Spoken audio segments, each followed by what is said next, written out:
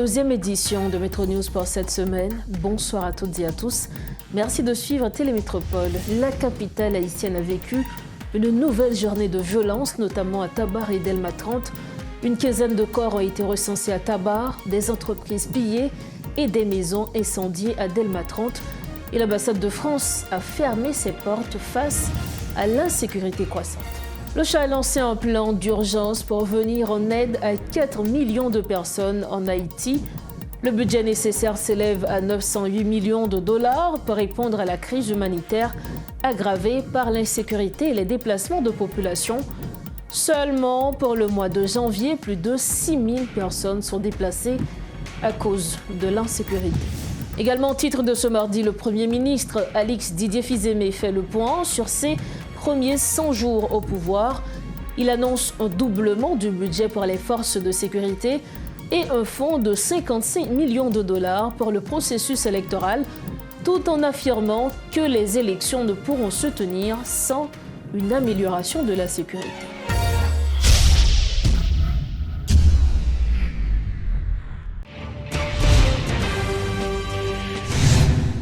Bienvenue au développement des titres de l'actualité. La capitale haïtienne a connu une nouvelle journée de violence ce mardi, marquée par des attaques meurtrières perpétrées par des gangs armés.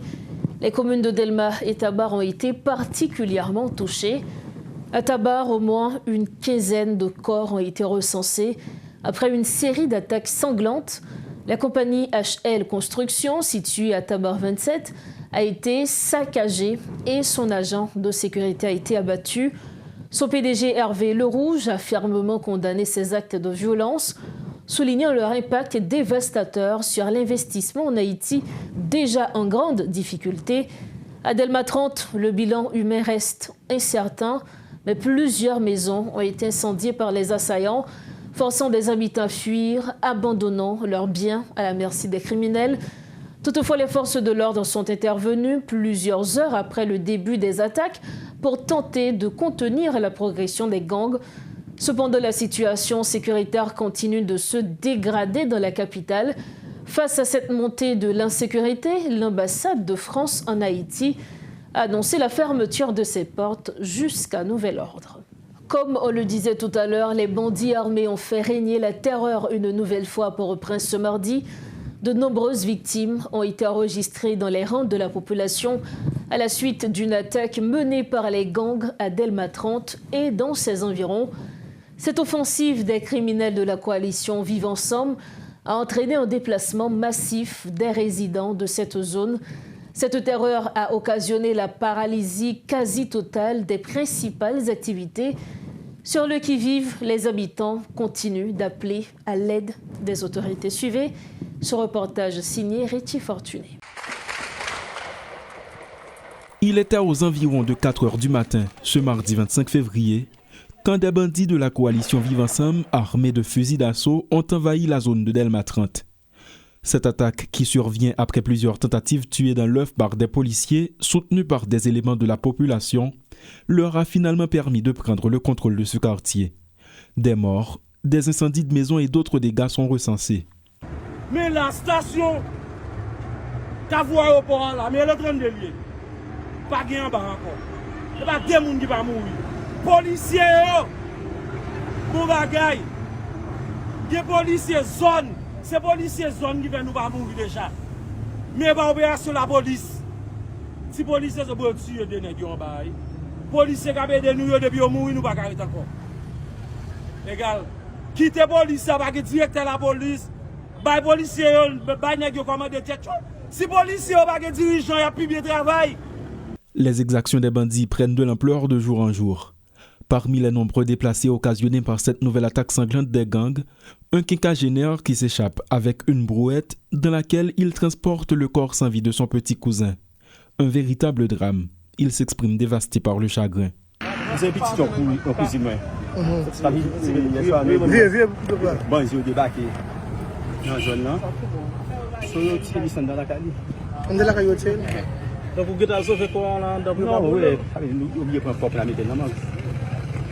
Ce drame survient dans un contexte où les forces de sécurité nationale, supportées par la mission multinationale, paraissent sur le recul. Elles se sont montrées impuissantes jusqu'ici à contrecarrer la cruauté des gangs. Le chaos ambiant se ressent dans ces témoignages de victimes. Pour choisir un ancien policier, ce n'est pas peuple haïtien, notre méthode dans ce là. Ce n'est pas peuple qui fait entrer dans la gang. Ce n'est pas peuple qui fait mauvais accord sur sa faute de capacité. Son ancien policier, moi, jusqu'à là, je ne j'aimerais le gang. J'aimerais le gang, je toujours un ancien policier, choisi de faire ou évoquer. Ça fait maintenant qui ça peuple la gang, ça m'a vu, ou bon peuple pour faire peuple la couille, peuple la pas qui va aller, on a plein de couilles dans le pays, qui va moun aller, qui limite ou peuple haïtien même. Moi, l'État, demande l'État encore, ça passe pour qui ça. Dénonçant cette nouvelle attaque d'une brutalité inqualifiable, les victimes de cette violence aveugle s'en prennent aux autorités. Sa patte, vient mettre tout le monde dehors. Dans le était Cavois ou pas. Qu'on est là, c'est Nation. Qu'on est c'est Delma 30. Delma 30, Delma 17, Delma 19. Et puis devant. Il y a compté pour Delma 32. Là, au fin de prendre Delma 32 au point Pétionville, qui ça n'a fait qu'on y a? Qui ça n'a fait nous comme citoyens? N'a pas regardé un peu chien sale. Eh bien, si nous-mêmes sommes résilients comme citoyens, pour mourir ensemble ou bien nous bailler tête, nous bien bailler pays en solution. Tout ça nous fait, nous vendons le pays avec blanc. Nous détruisons la jeunesse, nous tuons petits monde, nous tuons grand monde. Pour grand monde 74 ans mourir par balle. Pour y a bouler encore mettre sous lit. Pour petit monde 7 ans, 8 ans, petite fille. Pour y tuer par balle, pour y a bouler encore. Mais ça, l'État international là, dis un mot pour nous non. Le gouvernement continue de promettre le rétablissement du climat sécuritaire, mais la situation ne cesse de s'aggraver. Il ne reste presque plus d'alternatives dans la capitale, où les exactions ne cessent de s'étendre. Kinskov, Carrefourfeuille, Gressier, Solino, Fort National, Tabar, Crisroy, Delma 30. Quelle prochaine zone a tombé sous le contrôle des malfrats? Se demande plus d'un. Toujours concernant la situation sécuritaire, depuis fin janvier, la violence extrême des gangs en Haïti a causé la mort de milliers de personnes et le déplacement de plus de 6000 individus, notamment à Port-au-Prince, Pétionville et Kinskov. L'ONU et les humanitaires dénoncent une situation alarmante, marquée par la peur, la faim et des violences, notamment sexuelles, touchant les plus vulnérables. Malgré les attaques, dont celle contre l'hôpital de l'Université d'État d'Haïti, les agences humanitaires restent mobilisées pour fournir une aide vitale et œuvrer à des solutions durables, appelant à mettre fin à cette spirale de terreur. Le Bureau de la coordination des affaires humanitaires des Nations Unies a lancé ce mardi le plan de réponse humanitaire pour Haïti pour l'année 2025. Environ 4 millions de personnes devraient bénéficier de cette assistance, tandis que les besoins globaux sont estimés à plus de 100 millions de dollars, enlisés dans une situation humanitaire sans précédent exacerbée par l'aggravation des violences. Le pays fait face à une hausse des besoins en assistance et en aide. Selon l'agence de l'ONU, la mise en œuvre de ce plan nécessite un financement total de plus de 908 millions de dollars. Ulrika Richardson, coordinatrice humanitaire pour l'ONU, donnait une conférence conjointe avec le ministre délégué à la solidarité et aux affaires humanitaires, Erwil Gaspard. C'est un plan qui vraiment fait sorte de mettre en avant les personnes les plus vulnérables. Ça veut dire les personnes qui sont le plus affectées par la situation de l'insécurité dans le capital et dans le pays entier, mais c'est plutôt le problématique, c'est plutôt dans le capital, mais aussi dans tout le pays. Et donc là, on a, comme on dit ça, on a des personnes déplacées. Dans les personnes déplacées, on a beaucoup de différentes catégories de personnes. On a des familles, on a des petits-enfants. La moitié des personnes déplacées sont des enfants et évidemment, ils ont besoin d'une assistance et d'une attention particulière. On a des femmes qui ont subi les violences sexuelles, encore une fois, qui ont besoin de certaines assistances. On a des personnes handicapées, des personnes âgées. Donc, c'est vraiment toute le cible. Dans chaque plan réponse humanitaire dans le monde, il cible le plus vulnérable. Parce que vraiment, c'est une assistance humanitaire c'est pas, et je pense que vous avez tout entendu ça aujourd'hui, c'est vraiment pas une solution, comme on dit ça, une solution qui va adresser les problèmes structurels dans les pays. Ça, c'est une assistance essentielle, nécessaire pour assister les personnes dans l'immédiateté. Et donc, c'est ça vraiment qui est le cible. Donc, quand vous regardez, vous allez voir que c'est vraiment les plus vulnérables qu'on cible avec ces produits. Donc, c'est vraiment pas la finalité en soi. Haïti est malheureusement confronté à une crise humanitaire très aiguë, avec beaucoup de déplacés, beaucoup de déportés et autres. Donc, nous devons, en tant que gouvernement, appuyer, je dirais, ces gens qui sont dans des situations d'extrême précarité, d'extrême vulnérabilité. Donc, ce n'est pas la finalité en soi. Aux côtés du gouvernement, avec bien évidemment l'appui de plusieurs partenaires, nous travaillons sur plusieurs autres programmes. Donc, on pourra prendre le temps pour parler des programmes qui vont certainement toucher les aspects de solidarité ou encore le développement. Mais pour aujourd'hui, l'idée, c'est de lancer le plan qui va permettre au gouvernement, avec ses partenaires bien évidemment, d'apporter une assistance urgente et humanitaire aux personnes qui sont le plus dans le besoin. 5,5% environ selon la CNSA et qui sont touchés par l'insécurité alimentaire, environ 1 million de déplacés, beaucoup de déportés, donc il faut les assister. Donc nous sommes là pour ça et voilà pourquoi nous lançons ce plan de réponse aujourd'hui. Pour marquer ses 100 premiers jours à la primature, Alix Didier Fils-Aimé revient sur les actions de son gouvernement. Bien qu'il affirme ne pas vouloir dresser un bilan de sa gouvernance, il souligne néanmoins que 55 millions de dollars ont déjà été versés dans le Basket Fund pour soutenir le processus électoral et référendaire, insistant sur le fait qu'aucune élection ni référendum ne pourra avoir lieu sans un rétablissement de la sécurité. Il précise que le budget rectificatif prévoit un doublement des fonds alloués aux forces de sécurité afin de mieux répondre aux exigences du contexte. Conformément à l'accord du 3 avril 2024, ces chantiers sont ceux que nous appelons les grands axes prioritaires de la transition. La sécurité et la question humanitaire, le référendum constitutionnel, les élections, le redressement économique, la justice et l'état de droit. Ces grandes orientations de la transition définissent les responsabilités du Premier ministre qui doit conduire la politique du gouvernement. Les 5 grands chantiers évoqués plus haut sont les impératifs de la transition, qui est une transition de réforme, de redressement et de stabilisation. C'est également une transition qui a une mission de justice sociale, de réconciliation nationale et de retour à l'ordre constitutionnel. Ces missions de la période transitoire exigent un cap clair et une méthode inscrite dans une dynamique de gouvernance efficace. Cette nouvelle approche a permis au gouvernement de répondre aux urgences, aux besoins des populations déplacées et touchées par les catastrophes naturelles. Les élections constituent le but ultime de la transition, tandis que la sécurité en est la condition. Fort de cette considération, un secrétaire d'État à la sécurité publique, chargé de la coordination et de la mise en œuvre des politiques de sécurité, a été nommé. Il est également appelé à concourir au renforcement des forces de l'ordre et optimiser la gouvernance de la sécurité.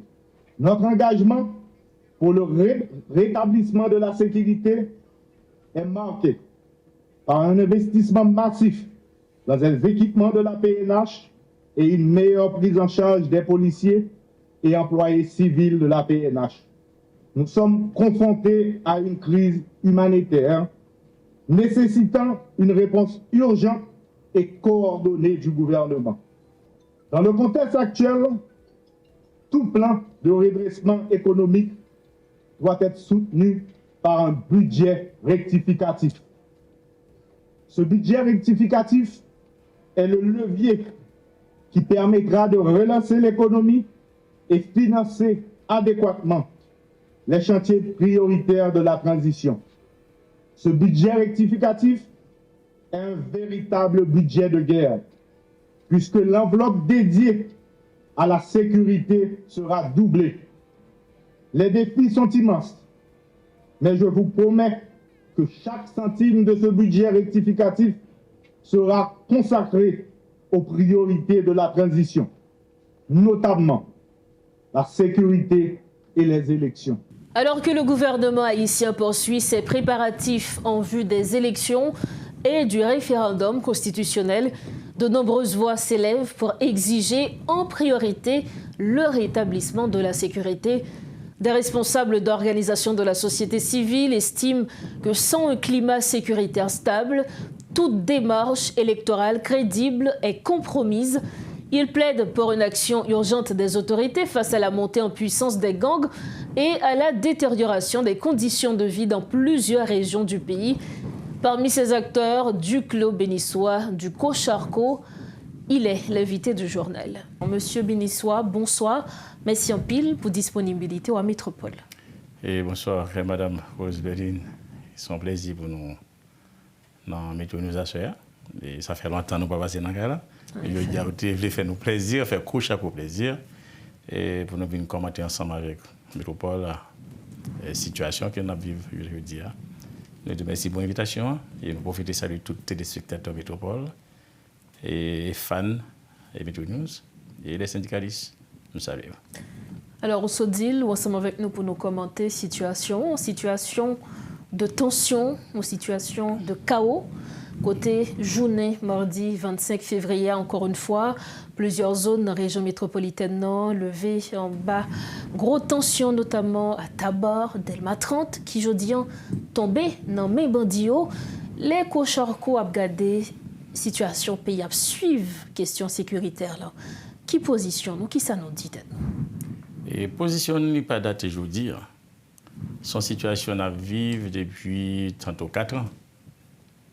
C'est vrai que tu as une sécurité avant, mais depuis le 1er juin 2021, bataille qui était pétée entre les deux bandes rivaux. C'est on dit village de Dieu et puis c'est Tiboyo pour le territoire. Depuis là, ça, on a vécu une situation difficile. Je dis chemin pourtant c'est chemin malin. L'autorité n'a pas de nécessité pour corriger ça. Il y a une bataille entre eux. Et quand il y a une bataille là, il n'y a pas entre messieurs encore, il y a entre eux-mêmes et la population. Moi-même, je œuvre dans le domaine du transport, comme nous connaissons, mais Cocharco, il y a près de centaines d'organisations syndicales là-dedans qui ont tout transport, il y a un paysan là-dedans tout, il y a enseignants, sous-traitance, médecins, c'est tout ensemble grand centre de syndicat qu'on a yo, il y a tout dans Cocharco. Nous avons toujours dénoncé cette situation. Nous disons que ce n'est pas possible. Et si nous avons le domaine du transport, où est-ce qu'on est complètement fini. Et toute propriété machine, ou chauffeur qui achète machine, soit qui prend une hypothèque, je veux dire qui s'est œuvré parce que c'est complètement fini. Et nous faisons manifestation pour ça. Nous faisons grève pour ça. Nous faisons sitting pour ça. L'autorité avant, pas dit rien. Et d'ailleurs, c'est eux-mêmes qui déclaraient que nous avons un territoire perdu. Si rapidement nous sortions dans le gouvernement Ariel, je pense qu'après Ariel, la situation a été capable de changer parce que nous avons un gouvernement bicéphale. Nous avons un gouvernement dicéphale. La vie empirée. Si nous avons perdu des territoires matissants, nous avons perdu Solino, nous avons perdu Nazon, nous avons perdu Crissois et aussi parlé là. Qu'est-ce qu'on a nous dans Delma 30? Delma 30 là, il y a un petit genre plus intrigué. Parce que moi, je connais Delma 30, je connais comment le faire. L'autre intrigue, c'est. Ah non, c'est Jean le fait là. Comment pour monsieur faire prendre Delma 30? On s'est sorti, on s'est rentré lié. Parce qu'ils sont laissés aller. Ah, mais son seul sorti, on s'est allé. Si la police campait dans le coin 30, là, pour me gasoline, non, pas de sorti. Si la police campait et devant, ou sorti sous Nazon, pour entrer, depuis la police campait là, on est dans des matrates, comment, ou t'as dit, ça a tombé dans la main, monsieur qui gagne ça. Alors, là, on laisse aller tel, nous dit, on a posé cette question. Qui côté, yo pour la pays ça? Qui côté dirigeant, yo, pour la pays ça? Hier soir, mon tabac, c'est un calvaire. Justement. Puis yo monté, et en pile, ouais, en pile caille qui boulait, en pile machine boulait, mon a couru avec tout le monde. Moi-même, problème, moi, dans tout ça, pour que ça, c'est la population qui a payé. Est-ce qu'il y a un plan pour ça? Pour que ça, c'est la population? Parce que, monsieur dit, c'est révolutionnaire, il y a besoin de changement dans le pays, mais changement, c'est pour la population qui est vulnérable. Pour que ça, c'est lui qui a payé les conséquences. Donc, chaque fois, nous déplorons la situation. Ça, voilà pourquoi nous parlons avec l'autorité. Et hier, nous avons une conférence de presse. La vie est tellement empirée. En dedans, côté que tu as pour aider, il y a une sécurité, il y a une chirépite entre eux.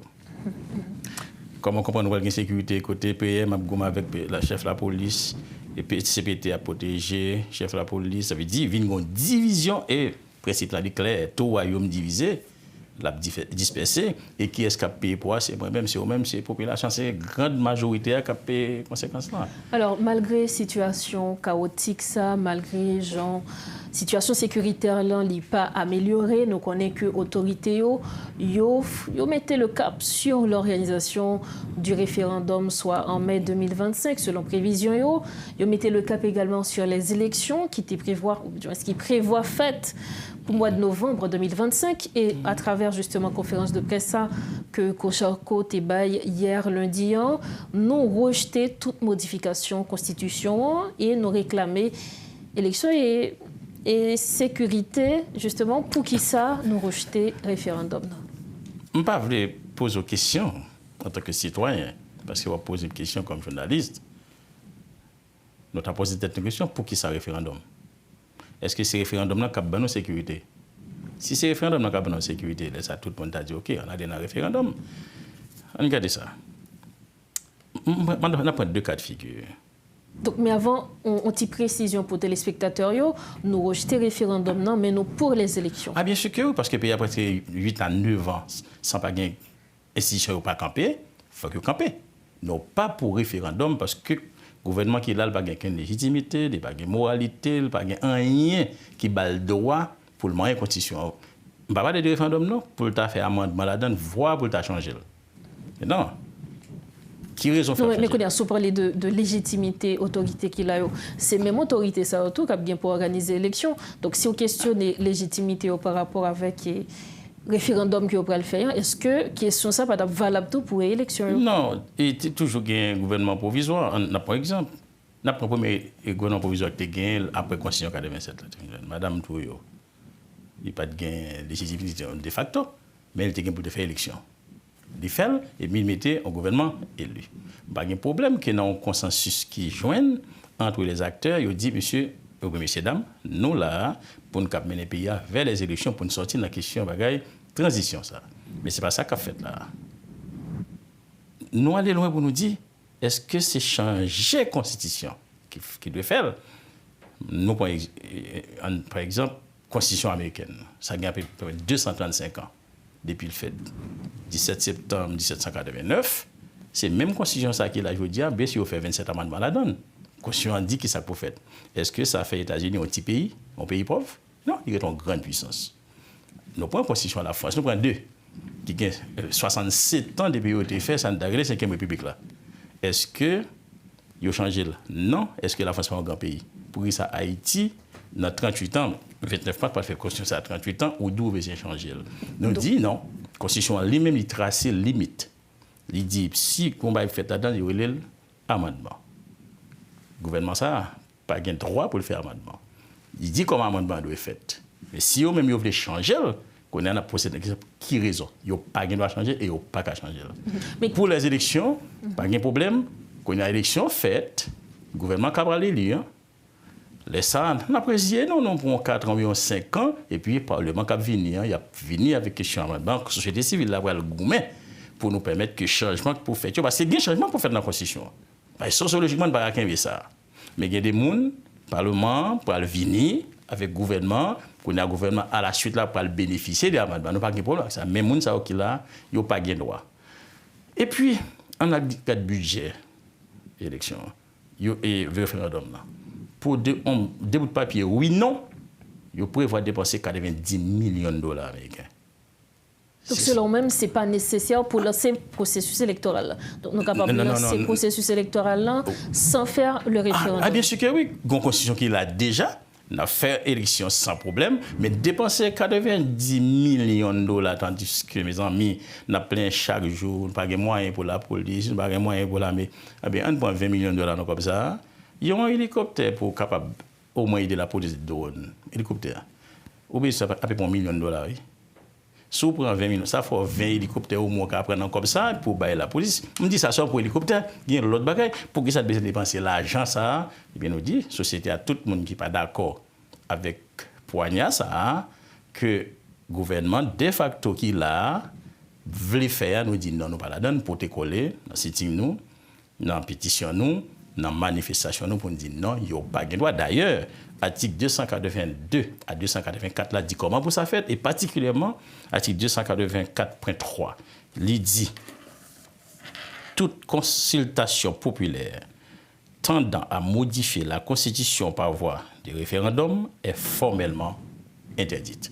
Et c'est fait, il n'y a pas de droit, et il n'y a pas qu'à faire, la gouma avec eux, il n'y a pas de droit à faire, ce qu'on est là, c'est pour la sécurité. Et pour nous aller un petit peu plus loin, nous avons un DPM là, qui dit qu'il gagne il a fait de route, il gagne là, pour lui faire élection et référendum, mais m'attendez, le président CPD a dit élection. Là, on dit, on y a dit élection, il y a dit élection référendum, mais il dit pour sa fête, il faut gagner sécurité. Bon, on il faut gagner sécurité, mais sécurité d'abord.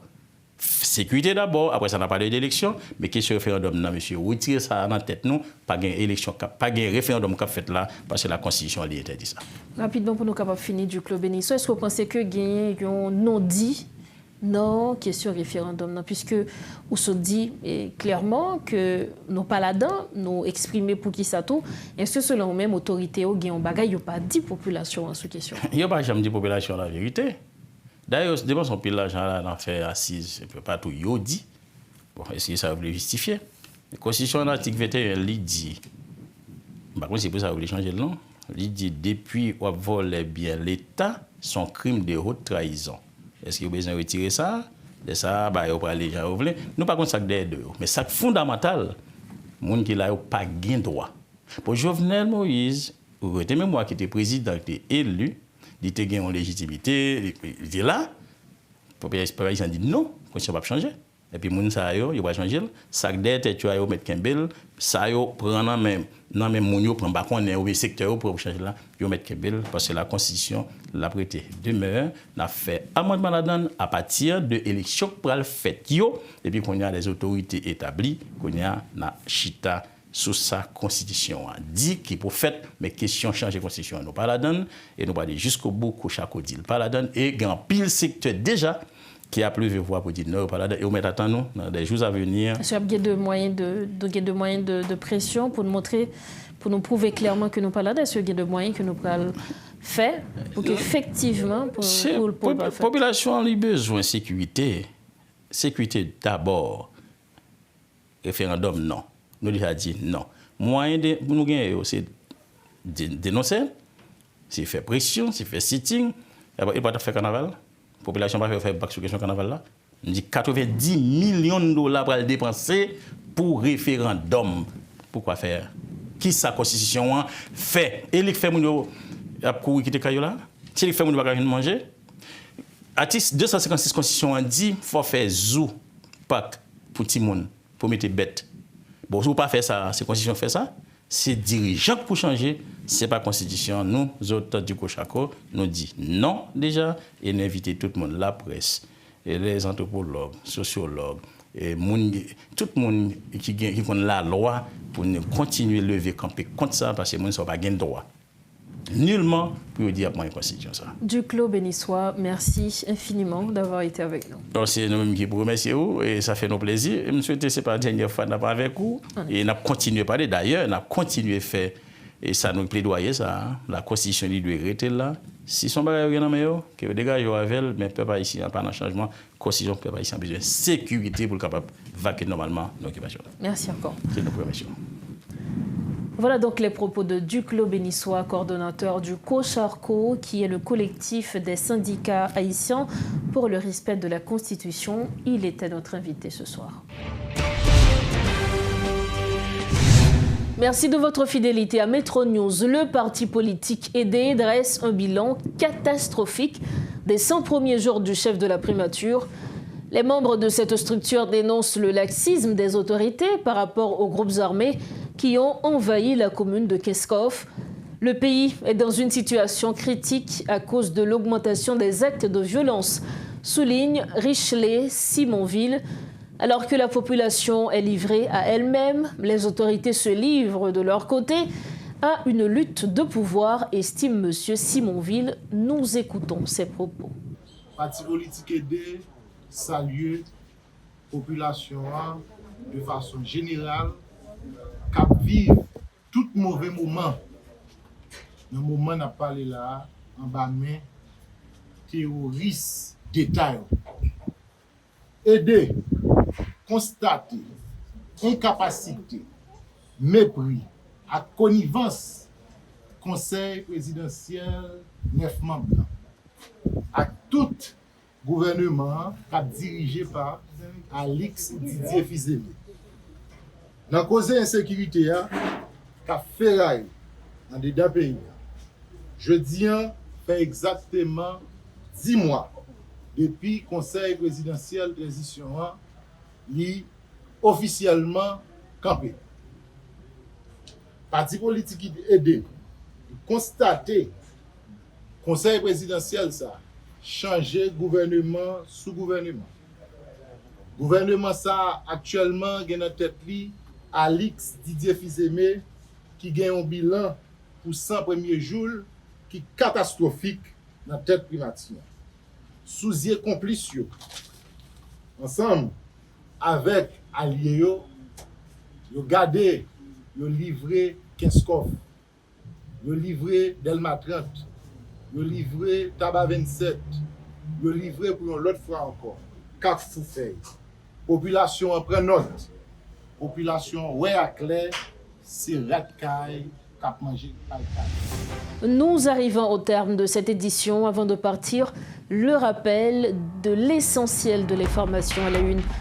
La capitale haïtienne a vécu une journée de tension, notamment à Tabar et Delma 30.